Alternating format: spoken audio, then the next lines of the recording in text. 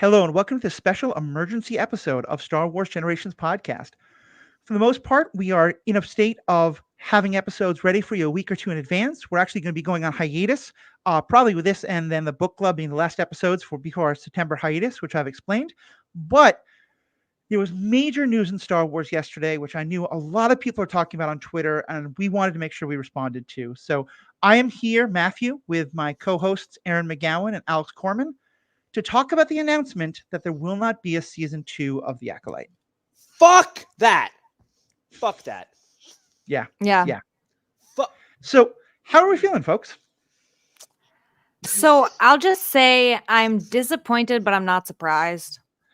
You know, like I think that they did set it up such that it could be a standalone, and with how much hate it got, even though almost all of it is not really valid critiques, but you know, companies have to listen to the audience to an extent. They don't have to, and they shouldn't have to when a story needs to be told. But I feel like that's what almost always will happen, is that, I mean, that's why they stopped doing standalone films, because Solo bombed. They were like, never mind, the audience doesn't like that format. Fuck it. And so it's unfortunate, but when season 1 ended, I was on the fence whether we'd get a season 2. I was like, not expecting it in any way. And then when they kind of announced it, I was like, yeah. And then it was canceled. I was like, damn it. Got my hopes up. So let me give a little bit of context for this. A, for those folks who may not have any idea what we're talking about, but also just because, honestly, I feel like a lot of the people who are talking about this online have no idea what they're talking about. And granted, I'm not a Disney executive. I'm not a Star Wars executive, but this is what I understand from what's publicly available. First off, as Erin just alluded to, there wasn't always a plan for a season 2. So in some ways, I feel like this news is being framed by the media and now by all of us as season 2 was The Acolyte has been canceled. As you said, there was a lot of evidence that they always intended for The Acolyte to be a standalone show. It was certainly marketed as just The Acolyte. Then towards the end, when it was getting a lot of very positive fan buzz, a lot of negative fan buzz, we'll talk about that as well, but the Disney executives changed the description of it online to The Acolyte Season 1. And so it seemed like they were now discussing the idea of doing The Acolyte Season 2. They have now announced that they're not going to do that. The exact reasons for that have not been given. But there's a number of likely factors. One thing we do know is that the show was not as successful as some folks at Disney may have hoped. We actually have no idea how successful or non-successful it was, because it's a streaming service, and the way Disney records that stuff is by how many new people sign up, how many people are watching it on their services, things like that. And I've heard all sorts of reports about this was the second lowest or the lowest Disney show, that the Nielsen's ratings, which there's some evidence about, but not really, because again, Nielsen's is mostly about broadcast television and this is streaming. There are a lot of reports and a lot of claims out there about how much this was or wasn't successful. And I'm sure there is some truth to a lot of them, but a lot of them are just straight up made up or being repeated by someone who heard one piece of fact and then now they're going with it and going with it and going with it. The third thing I think is why it is so important that we talk about it is there has been, I know this is going to come as shock to many of you, there are some elements of the Star Wars fandom that are just a little bit toxic. I know, totally shocked. And once again, we have a situation where a number of people, long before the show came out, decided they were going to hate it. And I say that in part because it was getting review bombed on, sites like Rotten Tomatoes before the first episode had came out. And lots of people were saying, I'm review bombing this. I've never seen it. I don't want to see it. And some amount of it was just, it's a lot of people of color. Where are the white people in this? Some amount of it was, we don't care about this part of Star Wars. Some amount of it was, this show looks so woke. And then here's the thing that makes it even more complicated is, as I think even if you listen to our back episodes, this wasn't a perfect show by any means. I think there are some legitimate critiques. But then some of those critiques get run with by people who, again, haven't seen the show and just wanted a reason to hate it. And so, yeah, some of us saying maybe the plot pacing was not the best becomes this is the worst paced show that anyone has ever seen. And some of the writing was not the best becomes this is the worst written thing that's ever been seen. And we all know that there's this much hate out there. And, I think it is possible to legitimately think the writing is bad, the directing is bad. It feels hard for me to believe that people actually think the acting was bad because I think the acting was phenomenal, but maybe some people do, and that's legitimate. But it became wrapped up in all of this hate. And now that it has been canceled, that part of the community is quite literally dancing on the grave of the show. And there's a lot of kind of self-congratulation about, hey, look, we got this canceled. F you woke people. We took away your show. And then a lot of people being genuinely upset because they really love this show, and haters coming in and being like, ha ha, you don't get your woke nonsense anymore. So I just want to give all of that context of why this is a very contentious issue right now and why we wanted to do this kind of emergency podcast on. Yeah, I got some thoughts as well. Go ahead. First and foremost, I feel like the inherent issue with canceling this show so quickly is that if you look at the Star Wars shows that have come out since then, the Star Wars content, everything has been within the Skywalker saga, Skywalker saga adjacent in some way. It's all been in that era and period. Right. And a lot of it is with characters we're familiar with. Obviously with the Clone Wars, when that show started on TV, and the newer shows that Disney has all made have been, Obi-Wan, Boba Fett, Mandalorian has been the most probably like new-ish show, like different storyline, but it's still like familiar character imagery with, Grogu looking like Yoda and a Mandalorian we're familiar with Mandalorians and the storyline, whatever. This is the first time that we are seeing a live action show or movie, anything outside of the saga. We have plenty of books. We have plenty of the High Republic books. But I think that you can't just cancel a show when the fan base hasn't been primed enough. Because there's plenty of people. I mean, as you all know, I'm a massive Star Wars fan. I'm not great at reading very much in my busy life, so I haven't gotten to read the High Republic books. But I was very invested and interested in the story, and I feel like fans would have come around to it more if you'd given it time to sit, given us another season, built out the story. I mean, that's how Star Wars always has been. You build out the story, and it gets better as more is added in. Like, it's like a soup. I don't know. Like, you got to add more ingredients in it, let it simmer. And it was just, like, to make that decision so quickly, especially when they're giving us, like, I mean, I don't want to say his name wrong. Is it Mandy Jacinto? Is that how you say it? Jacinto, yep. Mandy Jacinto gave us one of the best performances of like a dark side villain, Sith user. I mean, I would argue probably better than Adam Driver's. We can debate that ever, but it was incredible. And it made us, as you listen to our back episodes, it made us really think about the dark side differently. It made us think about like the Sith differently. And then like to wait all these years to introduce Plagueis in a live action in the last episode, then to can it. Like if you weren't sure you're going to have any additional content coming out in the storyline, why would you waste dropping such an important character at the end and then go out of your way to like say, yep, that was Darth Plagueis. That was him. That's, like it just feels like so much wasted opportunity. And also, last thing I'll say, the actual story, while not perfect, was really interesting and different. And you know what? A story doesn't have to be perfect for us to get a season 2. Like, I won't lie to you. If they make an Obi-Wan Kenobi season 2, the first season was not the greatest story ever told, but people would be all over it because Ewan McGregor's in it. It's Obi-Wan Kenobi. But this happens, and we just cancel it? Why? I do feel like Obi-Wan and Ahsoka were very clearly meant not to be season 1s, but just to be standalone stories. Like, that's definitely a thing that... But we're getting Ahsoka season 2 anyway. Are we? Is that official? Yeah, it's official. Okay. Fair enough. Which is like, I think it's a similar thing that Matt said earlier, that like they had planned it as a limited series, and then like it was doing really well. And like, can you imagine if like they set up all the Thrawn stuff at the end of Ahsoka and then just like dropped it? Like, people would be pissed because it's a character they're familiar with. Because they're not familiar with the characters in this show. They're like, I don't know if the uproar of the fans who want it will be listened to by Disney as much, because they're like, oh, if we cancel the show, nothing lost. There's not enough stories tied in. But it's like, just, you got to give these stories time. How are you ever going to grow out of the Skywalker saga and that era if you don't just commit a couple seasons? And if it still sucks, cancel it. But like, one season is not enough time. I'm sorry. I'm very upset about this. Yeah. So I'm having an interesting thought as you guys are talking about how, like, I think it was kind of intentional that they set this show not quite in the High Republic. Mm-hmm. It's like 100 years after the High Republic. Sorry. Yeah. Just a thought I had, but like, if they were, you know, they're testing out something outside of the Skywalker saga. They're seeing what the fans think.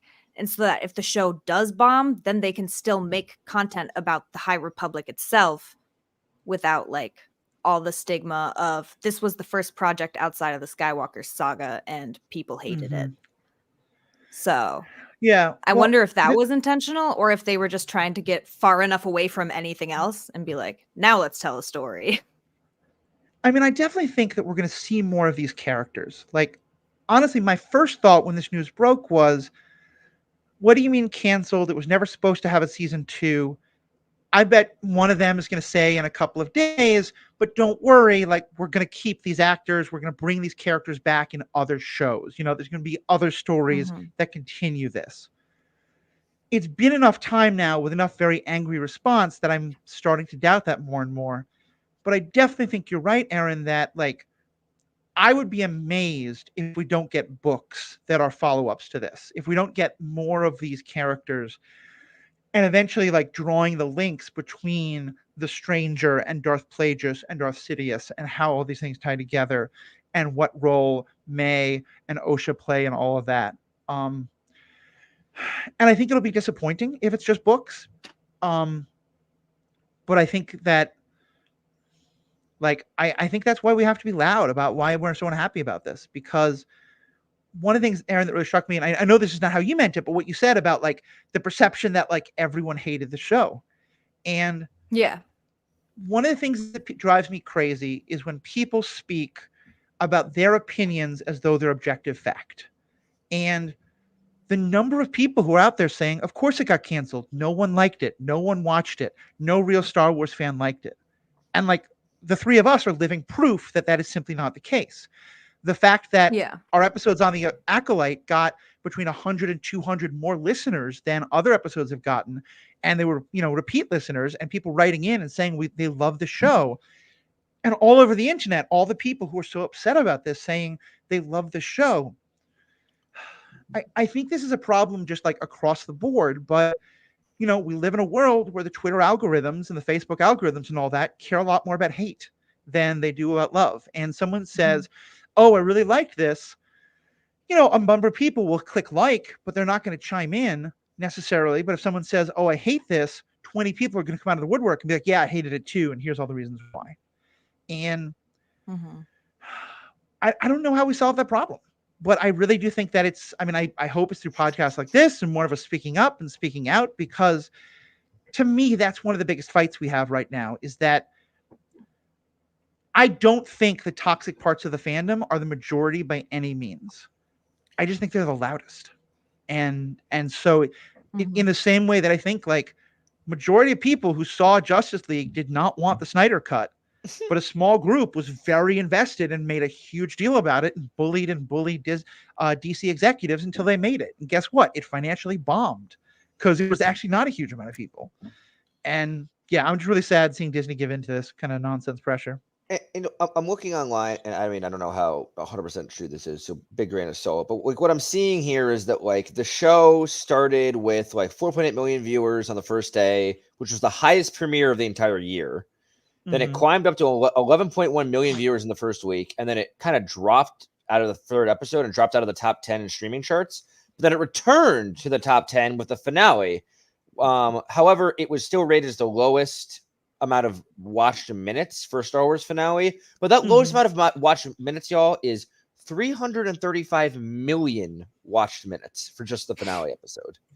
Like, I understand that, like, if you're looking just at charts and a bottom line, it may not have been doing as well as other shows.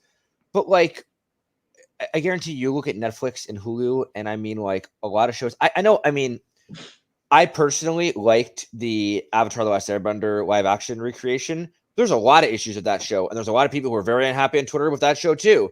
That show was greenlit for season 2 and 3 immediately. I mean, there was never even like a slight hesitation.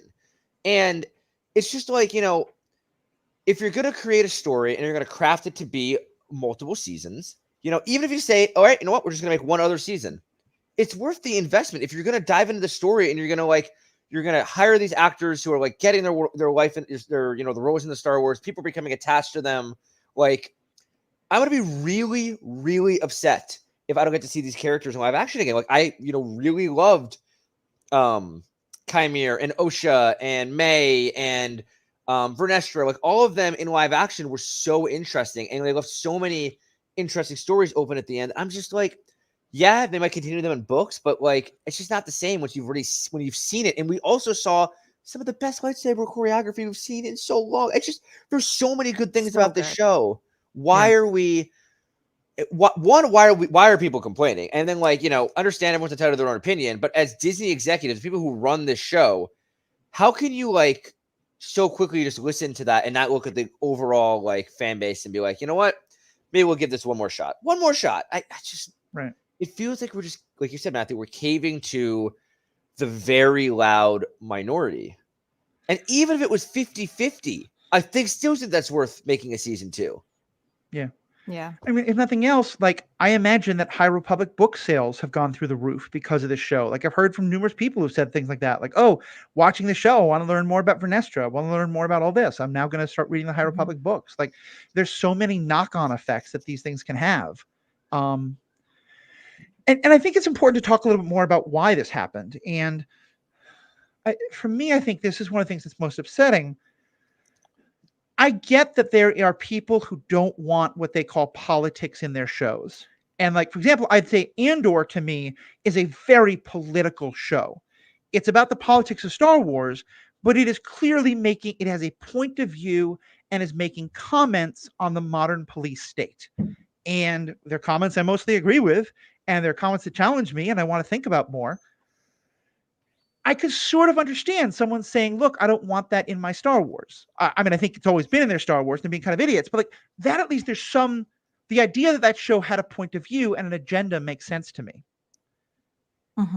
I think in something like The Acolyte, it bothers me most because the agenda that it had was simply showing that more people than the white and mostly white males who have dominated Star Wars for so long exist. That there are people of color of all different backgrounds, that they can be Jedi and Sith and civilians, that there can be queer people and a species that uses they them pronouns because we don't, for whatever the hell reason. Like, there was nothing pushing this. It was simply acknowledging that these parts of our world, which are really real parts of our world, so why wouldn't they be part of the Star Wars universe, exist? And yet somehow that becomes woke. That becomes pushing an agenda. And I just find that so outrageous and something we have to fight against so hard, because my existence, the existence of so many people, including I know some of you all, like that, simply acknowledging our existence in a world like Star Wars isn't an agenda and never should be thought of that way. Yeah, like it's just representation that matters. That's all. Yeah. Something I just found online I want to bring up to y'all, but it's really interesting that I did not think about. With this being canceled, I'm going to read to you the current Disney Plus Star Wars show history. Acolyte Cancelled. Skeleton Crew, a 1-season limited series coming out. Andor was always meant to be 2 seasons. It's going to end after 2 seasons. Ewan McGregor and Hayden Christensen have been begging for a season 2 of Kenobi, but they have no one, and Lucasfilm has said they're going to do it. Book of Boba Fett, no season 2. Donald Glover series, now a movie. Mandalorian spinoff of Rangers canceled because of the Gina Carano debacle. Carano? I'm sorry if I said that wrong. Mandalorian, we don't know if it's going to be season 4, if the movie's going to end their story. And Ahsoka, the only show we know is confirmed with a season 2 right now. So moving forward, it feels like they're pushing a lot back towards the movies. We have the Daisy Ridley movie, we have the James Mangold Dawn of the Jedi movie, but basically Ahsoka season 2 and the Skeleton Crew and Andor season 2 are the only things we have confirmed on the books, 100% happening in a show. It feels like it might be part of a trend of Lucasfilm kind of pumping the brakes on the Star Wars live action series and maybe going back to movies, which is kind of what they feel like they're doing with Marvel as well. And I don't know if they just realize we're oversaturating the market, if they're just getting skittish, if it's being too expensive. I don't know, but it's just interesting. I didn't really think about the fact that like the live action shows are kind of getting wrapped up or becoming limited series and nothing really is being hashed out into anything longer. I mean, The Bad Batch was 4 seasons, and that's really the longest show we've gotten in a while. Was it 4 or 3? 3 seasons? 4. 3. 4. Yeah, 4. Oh, was it 3? Okay. 3 seasons. And I mean, Mando's 3 seasons. But like those are the most. And like we've been making Star Wars shows now for the last how many years? Mando came out in what, 2020? It's been like 4 or 5 years almost. I mean, it's interesting. I think it was before that. It might have been before that, honestly, but probably was pre-pandemic. But it was definitely pre-pandemic. I think it was 2018. Okay, then it's been 6 years, and we, so it's just interesting to see that like they're like to me, and I don't know if you'll agree. I'd be curious to hear your thoughts on all this, but the key to making this like an ecosystem of Star Wars that would work well is to have a balance. Maybe you come out with like 1 to 2 shows max a year, probably like really just 1 show a year, and then a new movie. And like you kind of balance it out. Or maybe you do like 1 movie 1 year and like 2 shows the next year, and then a movie the next year. Like the fact that we're putting out show after show after show with no movies for an extended period, and now they're going to jump back and put out like 4 movies in a row and really not have much movie in the shows, it feels like we're just whiplashing back and forth, and fans are never going to feel like happy. Like I love the Star Wars movie format, I think, the most, but the show format works for a lot of things. And like, even if it was just an animated series, like I feel like they have to find a balance here, find balance in the Force, guys. Otherwise, like we're just going to sit here with just constant whiplash. We're not getting the content that no one's going to be happy. Well, especially because like, it feels like they kind of set themselves up to fail and then refuse to listen to the feedback because, I do think that one of the most legitimate critiques of the Acolyte, one that we definitely all had, myself especially, is that the pacing felt pretty off in many ways. And I think that one of the complaints that was made about a number of the Marvel shows is that the short kind of season of 8 episode, 30-minute episodes, and it all just being basically one story and not episodic in the slightest, is a format that really isn't working for the kind of stories that Marvel wanted to tell. And I think we're starting to get the same problem in Star Wars, and this was the one that probably had that the most. And I do think that, and so my hope is that they're going to take some time and be like, let's reevaluate and come back out of the gate saying, yeah, we're going to do less shows, but it's going to be, 12 episodes. Remember, like Bad Batch was 16 episode shows, and it had fairly distinct arcs. Andor, it was, I think, 12 episodes, but in 3 episode arcs. And, I think this is like a little longer than a movie, but not, so it's like, it's longer than, it feels like too long for a movie, but not long enough to actually get into the kind of storytelling and, more like different chapter kind of idea that often a TV show can get into. Yeah. So yeah, I just hope that things, change. I hope they listen. I think one thing we have to acknowledge, though, is that Bob Iger, the new head of Disney, I don't think he's the new head of Disney, but maybe he's new or he's just gone in a new direction. He said recently that he thinks, and he was talking more about like the Disney movies, like the princess movies, but I think he means this for Marvel and Star Wars as well, that he thinks that they've become too agenda focused and too message focused and need to get back to just good storytelling, which, I mean, feels like such a betrayal of what all of those things are. Because it just feels like you're listening to the anti-woke mob, and it feels like, you're thinking that representation is an agenda, but also like, the best of these things always had a message. Captain America 2, so, Civil War, like the Hulk movies always had fairly distinct messages. I honestly don't think these movies have more of a message. These TV shows have more of a message. It's just that the message is pissing off more of the anti-woke crowd, and so they're yelling and screaming about it, and so it feels like that. So I just say that as like, this is what the head of Disney is saying. So it may well be that we're going to get a lot more white guys in our stories again, and a lot more like safe shows, which I think would be a real step backward. Oh, I'm sure they'll end up throwing together like a season 2 Kenobi or something just to kind of like placate the fan base for a little bit, or like something in that vein. I think, to me, if they make a season I already I didn't love Kenobi. I didn't think there was any need for it. I have great respect for Ewan and Hayden, and I hope to see them do lots of great things together. I really don't want to see a Kenobi season 2. And if that had come out before all of this, I'd be like, okay, fine.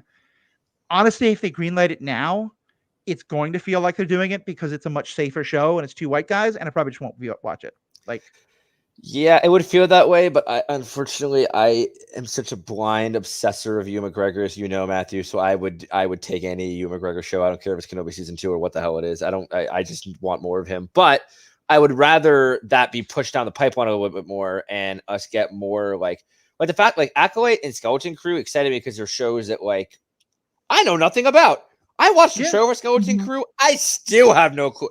All I got was Space Goonie vibes, and that's like the only vibe I can get. I have no idea what's going to happen. And that's exciting for me. Like, it's also exciting to get a show like Andor where I can kind of like try and like predict things and try and get into it in that way. But I also like the stuff where I don't know what's happening. That's the exciting part of new content. Yeah. You have thoughts, Erin, on all this?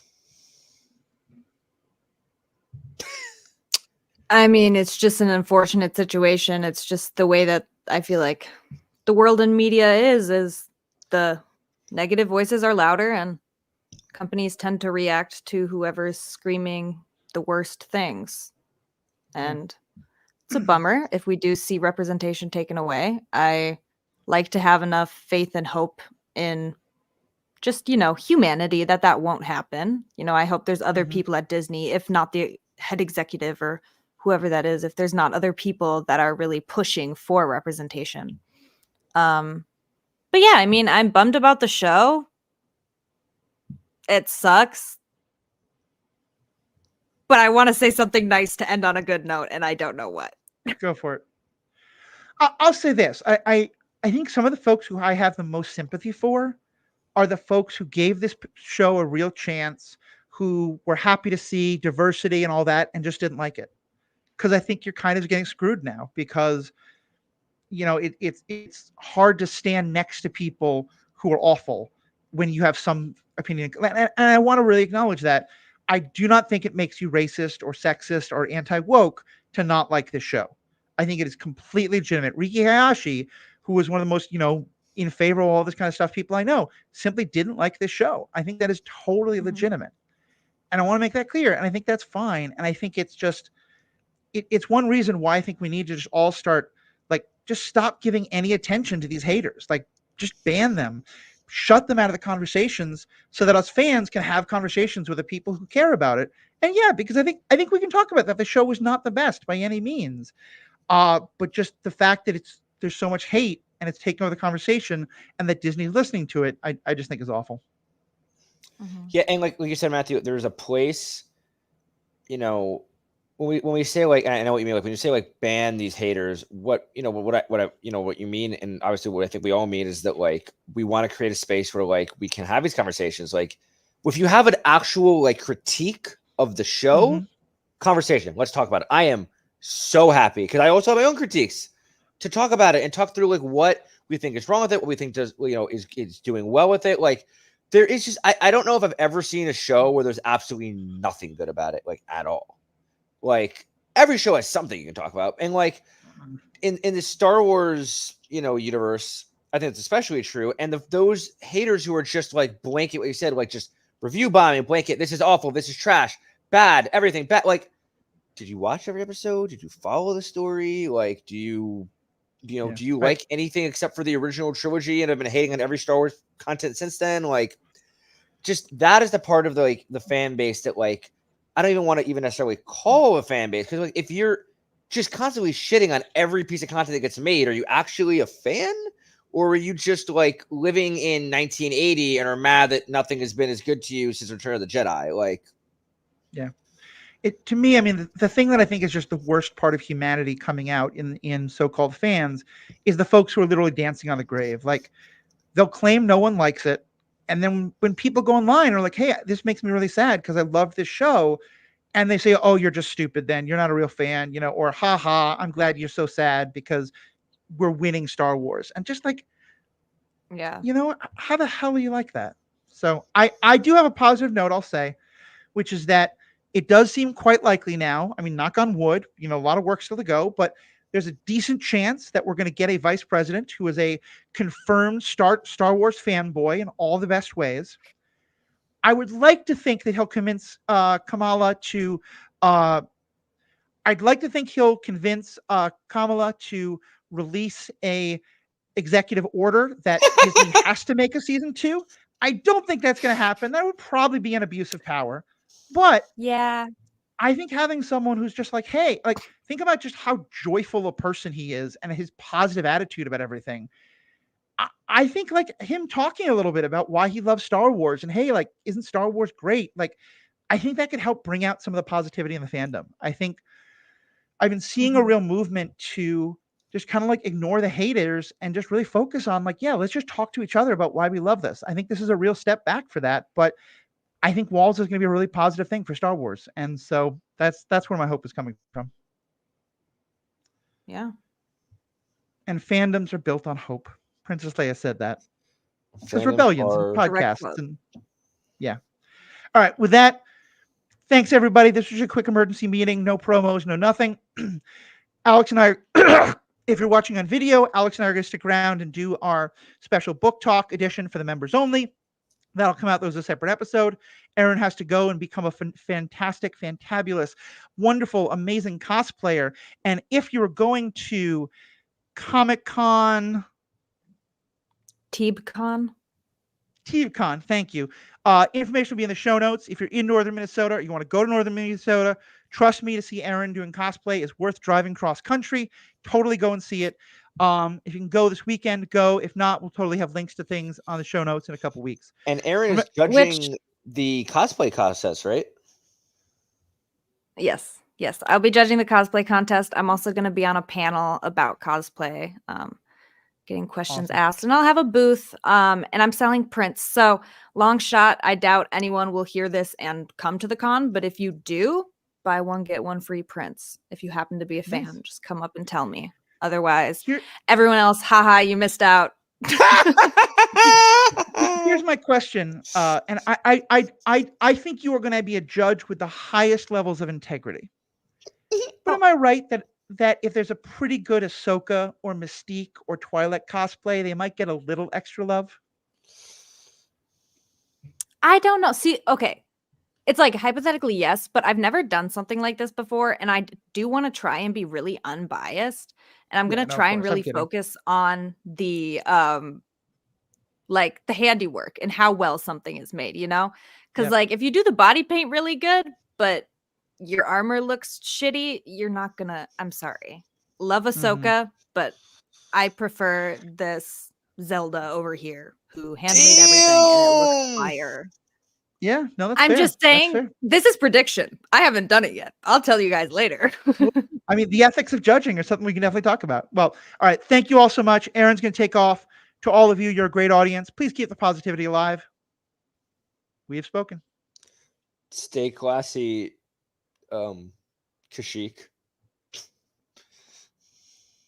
Now this is pod racing.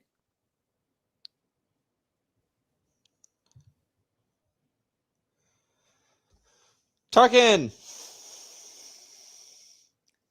Hello, and welcome to the special members-only edition of the Star Wars Generation podcast. This is our book talk episode, and today we're talking about Tarkin by James Lashino. This is a book that is one of the first of the canon novels to come out, and many people know it because it came out as part of a two-part set that also included a book about Kanan and Hera and how they first met, which is another great story. So this is kind of like I would call it a novella. It's shorter than other things, and it's but it still has a lot to say. And if you haven't read it, don't worry about it. As we're going to talk about, I think the plot is probably the least important part of the story. It is. But let me kind of ask you, Alex, what'd you think?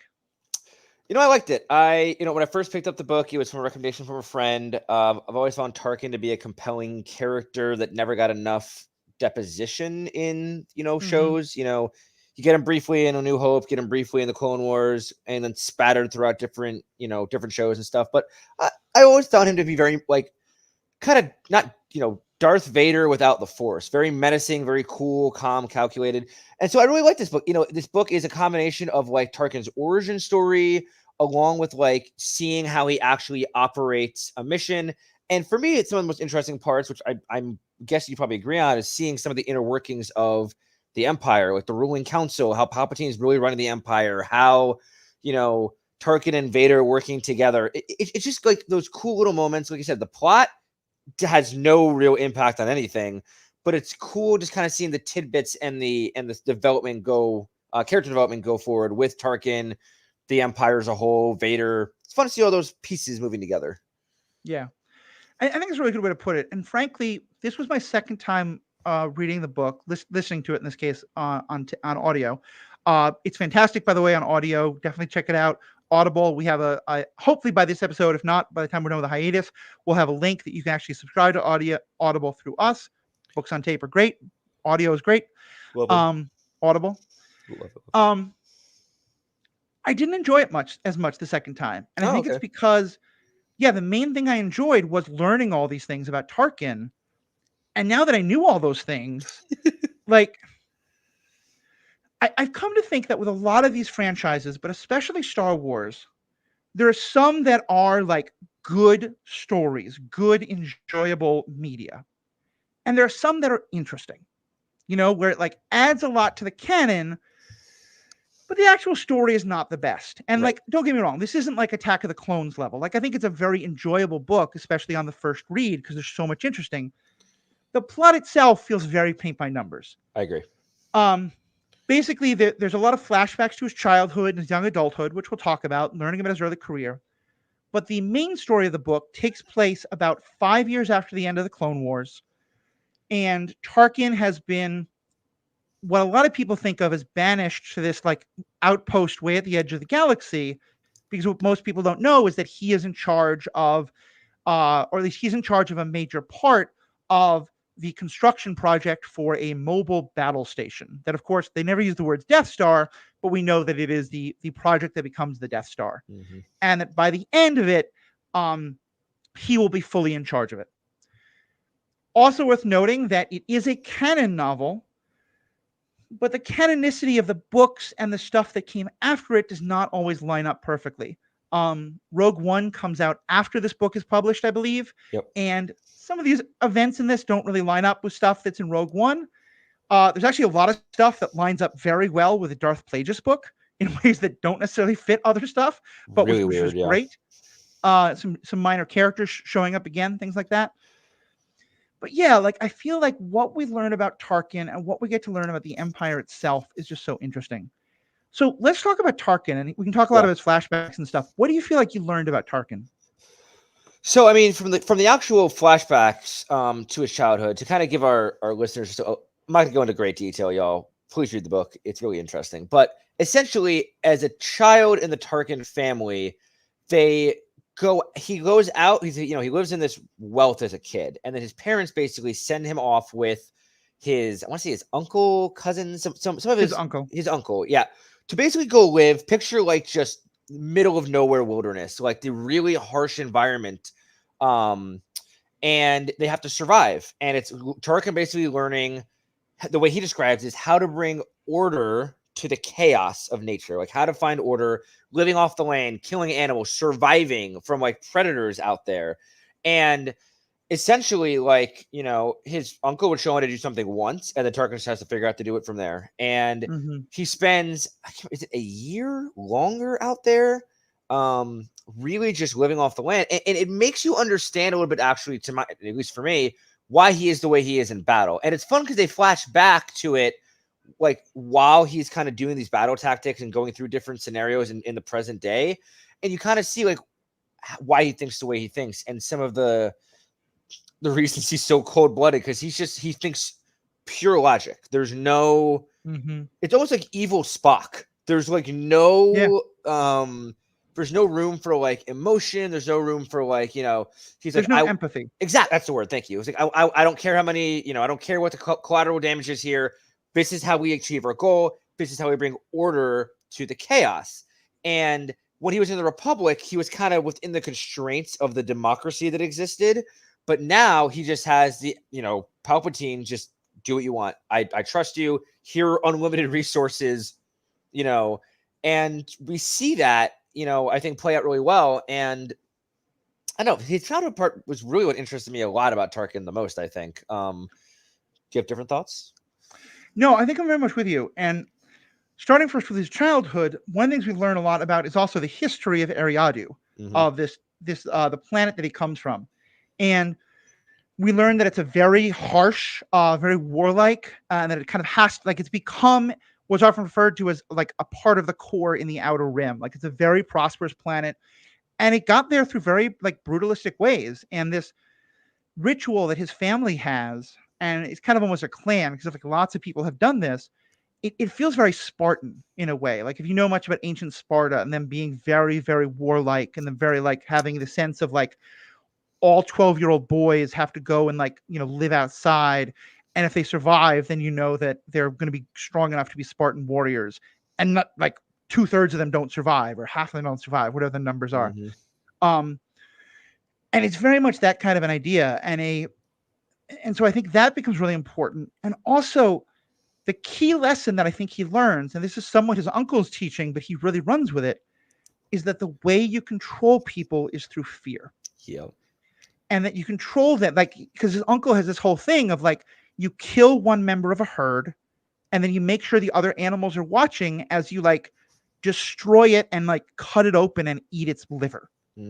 And I am not an animal biologist, or I don't know enough about animal societies to know how much this is actually true. But the idea of it is that you can teach animals to be afraid of you, and teach kind of almost this certainly people, we know that animals can learn about danger and about to avoid certain predators and stuff. And it's very much how to establish yourself as the literal apex predator.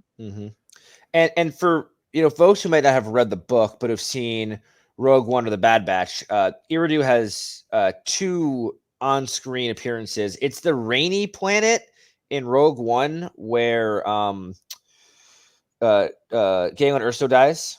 And it is also where Tech dies in Bad Batch. That's where that summit's being held. So it's very jetting, rocky terrain, harsh. And Tarkin's whole success story is that he took this quote unquote backwater Outer Rim world, and made it a respectable port and place in the Empire, and it became the beacon for Outer Rim worlds to go from this nothingness that people in the inner core see the Outer Rim as being worth. They see the Outer Rim as worth nothing. Tatooine, nothing. All those planets, and Tarkin and his family took Eriadu and made it a respectable place, and it's eventually why he is granted the rank of Grand Moff and given control of the entire Outer Rim to try and bring it all into that level of high standards. Of course, that doesn't work, but exactly. And I think you really see how much he. I think the book is very intentional of understanding that that's why he becomes the person he is in A New Hope. Because in A New Hope, remember, he specifically says fear will keep the other systems in line, fear of this battle station.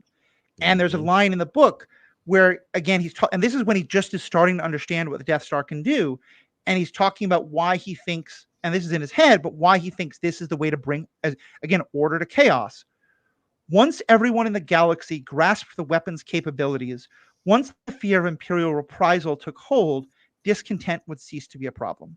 And I feel like this really helps to explain why they destroy Alderaan. And remember, again, you said, he has a small part in New Hope. I actually think he's the primary antagonist, with Darth Vader being a secondary antagonist. And I think he's kind of the big bad in a lot of ways in that movie. And it's his decision to blow up Alderaan. I don't think we ever see Vader say it's a bad idea or a good idea. But it's what Tarkin wants to do. And what he says to Leia when she's like, "Why would you destroy them?" He says, "Well, okay, even if it's not where the rebels are, if I destroy Dantooine, the place where she tells him the rebels are, it's too remote. If he destroys Alderaan, everyone will see it. Everyone will know in the galaxy that this is how it works." Especially because Alderaan, it was seen as this peaceful beacon in the either inner or mid rim, that was the That is where so many like beloved and well-known politicians were from. There was never any, there were always like the peaceful convoys being sent out. There was never like, I mean, at least on paper, I'm sure Tarkin kind of knew it. They were like helping the rebellion, but like as far as the galaxy knew, they were. It's like blowing up Sweden. Well, it's like if a country decided I'm going to destroy Sweden or Switzerland, not Sweden, Switzerland, which is like notoriously the I'm not getting involved. I'm neutral and everything.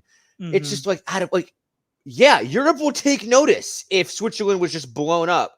Versus, unfortunately, we even see in modern. I don't want to get too deep into the politics of the modern world, but when there's genocide going on in a country where the majority of faces are brown or black, people turn a blind eye. When there is a genocide or war going on in a country where the people are majority white, and it's in the middle of Europe, like I'm looking at Ukraine, people pay attention a lot more, are donating money, and major countries funnel lots of money that way. And so we see it in real life that where these things happen. Unfortunately, it makes a difference. It shouldn't make a difference, but it does. And Tarkin realizes that and uses that to his advantage to, like you said, bring fear to the galaxy, which is why I think the Emperor likes him so much and Palpatine and him work so well together, because they have very similar philosophies in that we're going to use fear to crush, basically the hopes of the opposition. And it's like, if you don't want to comply, we will destroy you. And we'll destroy as many worlds as it takes until everyone who's left alive is so freaking scared they'll never cross us again. And I think that's what I love so much about this story is it's a very much like the Greek tragedy. This is the fatal flaw, because the fact is he's wrong. Like that may work among animals where it's about base instinct for the most part. And again, that's not all animals. Like, again, I'm not an animal scientist by any means. People who understand the sociology and workings of animal cultures, write in and let me know. But to me, the response to that, which is very true in our own world and it's very true in the Star Wars world, is what Leia says. The more you tighten your grip, the more systems will slip through your fingers. Love that line. Oh my God. Right? And it's the message of this, and it's also the message of Last Jedi, and to some extent of Rise of Skywalker, of you can't, eventually people will rise up against the fear. And sometimes it might take a generation. You might scare the hell out of a generation, but then another generation is like, no, we shouldn't be afraid. We have to fight back. And so, and I just love how much this, because I think it's very easy to just make your classic bad guy, mustache twirling, you're all going to be afraid of me, you're all going to fear me, and thus you'll all obey me. This really explains why he believes that. And it never for a moment makes him sympathetic, but it makes you understand him better. And I always think a villain you can understand who makes sense is just far more interesting, with the rare exception of the true Joker. Right. But except for that. And I think also, I mean, I'm curious how you thought about this.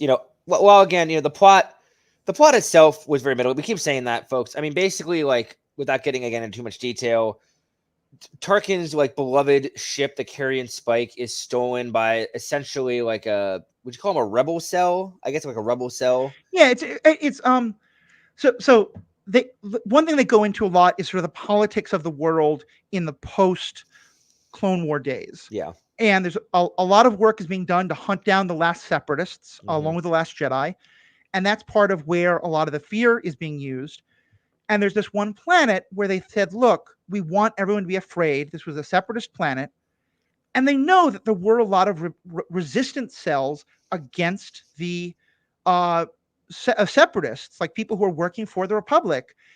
But they're like, no, we need to just wipe out large amounts of this population to scare people, and we're going to do it indiscriminately. And so you've got a bunch of separatists who are fighting back and trying to sabotage the rebellion. But now you also have some people who were pro-Republic who think the Empire is turning on them. And it turns out to be a group like that. And so it's just kind of setting the stage of, this is not the Rebel Alliance yet. This is not any of that. But you're starting to see where some of the discontent that will lead to the period of, the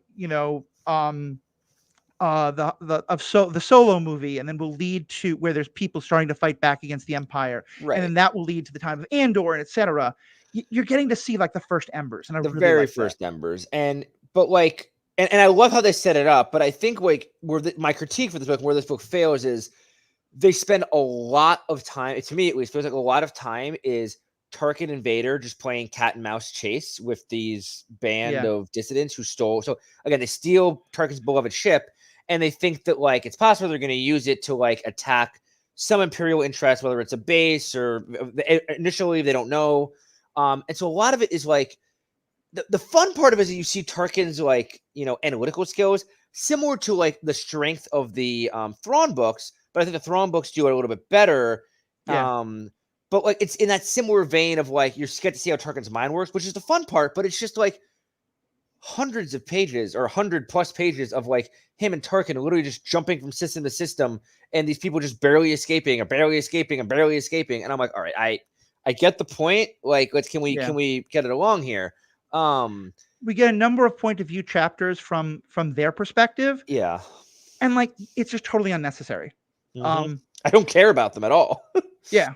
And one thing I do really like though, is that it if the dynamic we're talking about between Tarkin and Vader sounds familiar to you because you've read the second of the first, this is so hard to talk about because I wish I just remember the book's name. If you look it up, great. But like the first canon Thrawn series, the second book is all about Anakin and Thrawn, and then later Vader and Thrawn, and how Thrawn is one of the only people who's figured out that it's Anakin. This feels like the proto version of that, and like that I think did it better. But there's a lot of interesting stuff about how Tarkin puts together that Anakin is Vader now. And if people who are Clone Wars fans and remember the scenes between Anakin and Tarkin, and where you start to see Anakin's fascism and Anakin being like, look, it would be if they just let us, the Jedi, do what we want to do, this would all be so much better. And like you see those episodes from Anakin's perspective, this gives you a lot of that from Tarkin's perspective. And so at one point he says, and again, this is kind of as he's thinking about it, and he's thinking about his time with Anakin. The Force had endowed the Jedi with wondrous powers, but their biggest failing was in not having used the Force in all ways possible to bring the war to a quick end. By remaining faithful to their ethical code, they had allowed the war to drag on and spiral downward into a meaningless bloodbath. The conflict's sudden conclusion and the Order's decision to depose Supreme Chancellor Palpatine had taken nearly everyone by surprise. But Tarkin suspected that even if the Jedi had restrained themselves from rising against Palpatine, so again, he has bought into that part of the story, he doesn't know the truth, rising against Palpatine in his moment of glory, the esoteric order had doomed itself to extinction. Where their flame had burned bright for 1,000 generations, technological might was the new standard. And he very much has that, like, you know, war is hell, so let's not dress it up. Let's just win the war as fast and as hard as we can. And that is, I think, an age-old. I mean, I don't think it's that much of a debate, but on textbook, the moral debate of like, essentially, it's a debate kind of like the nuclear bomb being dropped on Japan. Yeah. It put an end to the war very quickly, but it took so many lives, and I think that the vast majority. I don't want to speak on all of humanity, but I would assume the vast majority of humanity agrees that dropping the nukes was wrong. But it's that debate of like. The Jedi probably maybe had the power in the Force if they used it to its full ability to win the war quickly. But if you compromise your morals and you murder innocents, like it is about like how you're fighting as much as winning. And that is kind of Tarkin's mindset. And again, it's interesting. And also the book Matthew referenced is Thrawn Alliances is what it's called. Thank you so much. That's actually my favorite of those first 3 Thrawn books. It's really interesting. But like Matthew said, it's very you get to see, that part's also fun for me is because Tarkin very strongly suggests in this book that like he knows it's Anakin. Like he's pretty much like I see and like I think Vader knows that Tarkin is on to him, but they both just kind of keep playing this game, same as Thrawn and Vader, that like they don't know that Vader's just this mystical other person. It's got Anakin's a separate individual. Who died in the Clone Wars or the other Jedi. But I think that part was interesting. And the other part I want to touch on quickly is the part that actually I got more excited about is whenever we got to get a peek into Palpatine. I am fascinated when I get to see politics in Star Wars, as you know, but how Palpatine actually runs the Empire. Like hearing about his ruling council, the way he watches and purposely pits his officers against each other in like the ISB and the naval Naval Alliance, Naval Intelligence, yeah, to like watch them squabble and fight, and he just gets enjoyment out of it. And like he takes advice and stuff, but in general, like, I think he kind of does what he wants. But it's interesting to see how he operates in a cruel manner, and also cool to see some of the things like the fact that there's like that like weird semi-Sith temple under the Jedi temple that he goes to like reach out into the Force to like see what's going on with Vader and Tarkin's mission. Like adding that little, like that's such a small little tidbit of like there's this, older than the Jedi, there was a Sith temple on Coruscant that the Jedi temple was built on top of, and Palpatine discovered it. Like that's such a fun little nugget that, like, if I don't know about it, it doesn't hurt me. If I know about it, it doesn't like change anything. But it's fun to know. It's cool to know the way that Palpatine was operating and running the show. Definitely. Yeah, and I don't really care about the Sith temple thing. I thought that was a bit silly, but I'm really glad someone like you likes it. But that sounds pejorative. I don't mean that. I just mean like it wasn't for me, but I'm glad it is for you. But for me, the stuff about how he plays people off against each other, and he's doing that with like different defensive agencies and intelligence groups, but he also very specifically says he's doing that with Tarkin and Vader because these two are the one, like he sees these two as his two chief apprentices. And it's not only that he enjoys it, it's very Sith.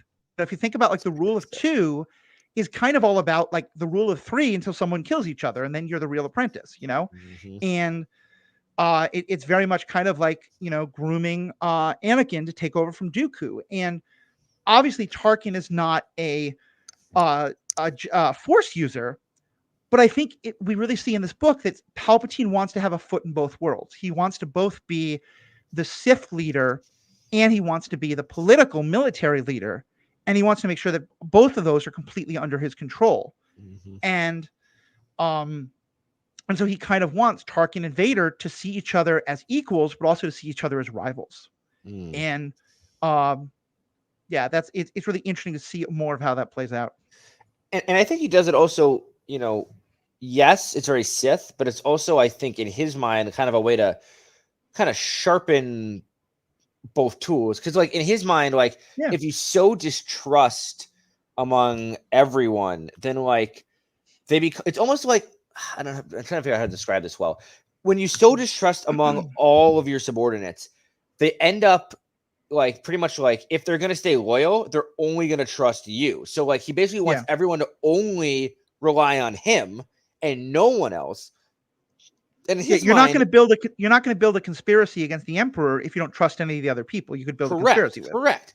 And in his mind, that's how you achieve absolute power. But as we know, the exact opposite happens. When there's no trust, there's no working together, there's no continuity. It breeds corruption. It breeds, breaks and cracks and an inability to maintain a strong naval presence throughout the entire galaxy. And those cracks are what the rebellion's able to grow through and break through eventually to defeat him.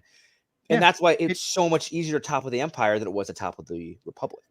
It's something that I think shows like Rebels and also to some extent I think Andor and Rogue One really highlight is that when, like, think about how much of what goes wrong for the Empire is because of the fighting between Krennic and Tarkin and that they can't work together, and that a lot of the rebels escape because they're able to play off Price against the different admirals, and Thrawn, who doesn't know politics, kind of gets pushed aside. Like exactly as you said, the rebels are able to take advantage of it. So it's really wonderful seeing all that set up when you know how it's going to be paid off.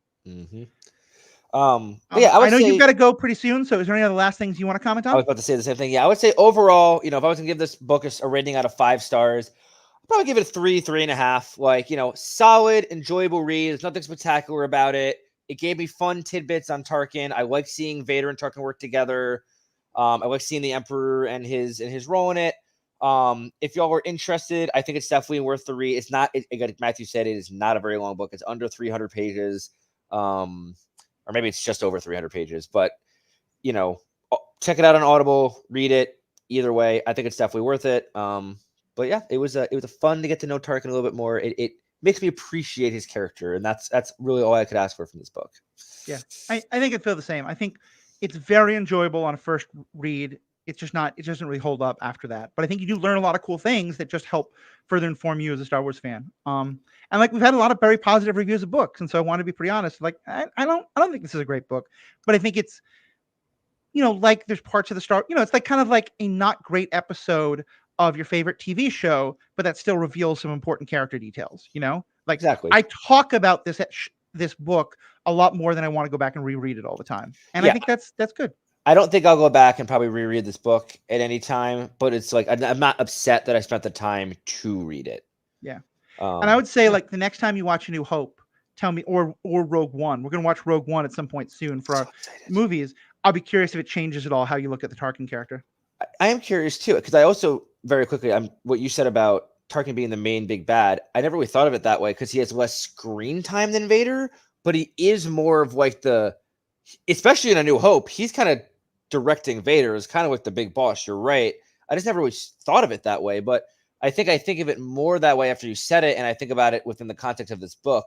Like, yes, they're equals, but on the Death Star, Tarkin is the master. And the book does end with him looking over the construction of the Death Star, so it kind of leads us right into those, those stories. And I'd actually be curious about the actual screen time in A New Hope, because I certainly thought Vader has much more screen time, in part because he becomes basically the main and then the secondary big bad in the original trilogy overall, and so you kind of think of him as having, but he's not really a huge part of A New Hope. He's very important in like the battle scenes and has a big role to play. But like him and Tarkin, I think, are really kind of co-antagonists in a lot of ways. If you give me 11 minutes and 51 seconds for Vader, and Tarkin has... it's not going to tell me, is it? Well, I was just curious if it's going to show me. Oh, wait, here we go. Load. You can just cut all of this. Tarkin has 9 minutes, so it's almost 3 minute difference, almost the same. But it's in. I didn't even realize he had that much. Yeah, that's fair. All right. Well, thank you for the clarification there. But yeah, definitely we're thinking about. Thank you to all your members. You're the ones who make all this possible. We have spoken. Stay classy, Iridu. There you go.